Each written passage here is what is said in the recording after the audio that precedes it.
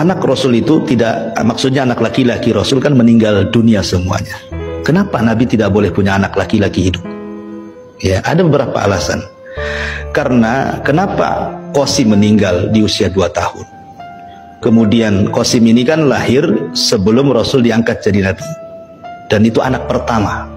Ya, di usia 2 tahun dia meninggal. Kemudian setelah meninggal, Rasul langsung punya 4 anak sekaligus, semua perempuan, berturut-turut. Ya, Zainab lahir, habis itu Ruqayyah lahir, Ummu Kulsum lahir, Fatimah lahir. Nah, kemudian habis itu punya anak laki-laki lagi setelah dia jadi Nabi. Namanya Abdullah. Makanya oleh Rasul kemudian dijuluki At-Tayyib atau At-Tahir. Ya, orang baik karena diutus setelah jadi Nabi kan.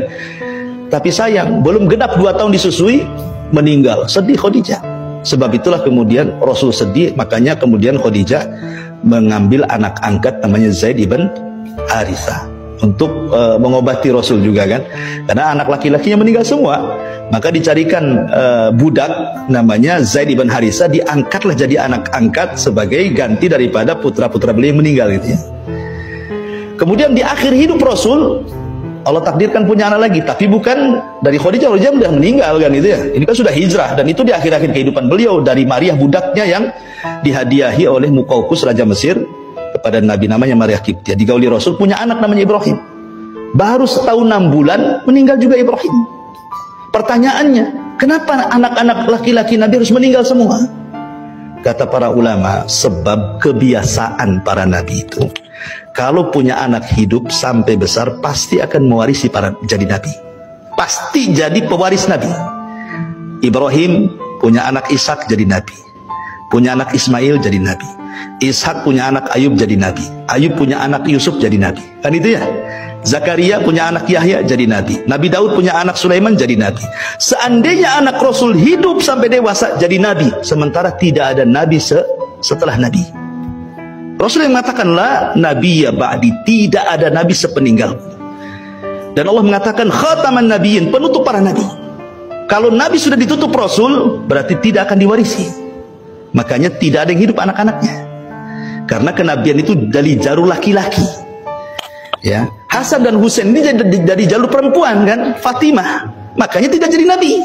Karena kenabian itu dari jalur laki-laki semuanya. Makanya kemudian Hasan dan Husain ya jadi Nabi, ya cucu Nabi saja. Kemudian alasan yang kedua, kata para ulama, kalau seandainya anak Nabi ada yang sampai dewasa gitu ya, maka akan terjadi pengkultusan. Ya kan? Sekarang aja keturunan Nabi banyak yang dikultuskan. Ya kan? Habaib-habaib itu ya. Ya kadang-kadang terlalu orang mengkultuskan gitu ya. Padahal yang membedakan orang dan kemuliaan itu adalah takwa. Takwa seseorang kepada Allah Azza wa Jalla. Lah, Rasul itu pernah menggendong Hasan dan Husain. Kemudian Hasan dan Husain ini salah satu dari 2 cucuku ini, kata Rasul, akan ada yang mendamaikan kekuatan kaum muslimin yang sedang berhadapan-hadapan dan siap bunuh-bunuhan katanya. Rupanya betul. Di saat Khalifah Abu Bakar sudah nggak ada, Umar sudah nggak ada, Utsman meninggal, di sini mulai cekcok. Ada fitnah perang antara kaum muslimin, kubu Muawiyah dan kubu Ali. Ketika Ali meninggal, tahtanya jatuh ke tangan Hasan. Hasan lebih banyak dukungannya dibandingkan bapaknya. Kalau dia mau menyerang Muawiyah, menang. Tetapi Hasan tidak mau. Dia ingin berdamai. Dia serahkan kekuasaannya kepada Muawiyah. Dia tidak menjadi khalifah, hanya 6 bulan saja dia mimpin. Dan ketika itu disebut Amul Jamaah.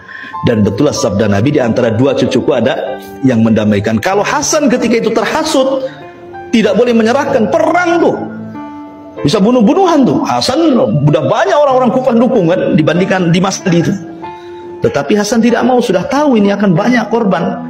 Sudahlah, akhirnya persis seperti sabda Rasul, khilafah kenabian itu 30. Tetapi di sini, walaupun Muawiyah dianggap pemberontak, tetapi kita tidak bisa mencela Muawiyah, karena Muawiyah sahabat Nabi. Muawiyah penulis wahyu Nabi. Dia melakukan seperti itu karena ijtihad. Seorang mujtahid apabila berijtihad salah tetap dapat pahala. Ya, kalau kita betul saja salah, apalagi salah kan gitu ya. Karena kita bukan seorang mujtahid. Ya, jangan coba-coba berijtihad. Ya. Kenabian itu 30 tahun. Ditutup dengan 6 bulan, kekhilafan Hasan genap 30 tahun. Setelah itu tidak ada khilafah nubuah, yang ada mulkun wa rahmah, kerajaan tetapi diliputi rahmat. Nah, raja pertama inilah Muawiyah bin Abi Sufyan. Sampai kapan? Sampai tumbangnya, sampai mulkun wa rahmah itu, sampai mulai dari Muawiyah bin Abi Sufyan sampai runtuhnya Turki Utsmani. Itu masih khilafah, masih berdasarkan hukum Islam, walaupun banyak kezaliman tetapi masih menerapkan hukum Islam, ya kan? Baru setelah khilafahnya Utsman, baru sudah kekuasaannya sudah banyak kezaliman, diktator dan begitu seterusnya, dan nanti di akhir zaman lah khilafah nubuah itu akan muncul ketika munculnya Imam Mahdi. Tapi yang jelas bahwa di sini Rasul mengatakan kepada dua cucunya ini menjadi sebuah kenyataan, dan ini mujizat. Ya, mujizat yang Allah Subhanahu wa taala berikan kepada Nabi sallallahu alaihi wasallam.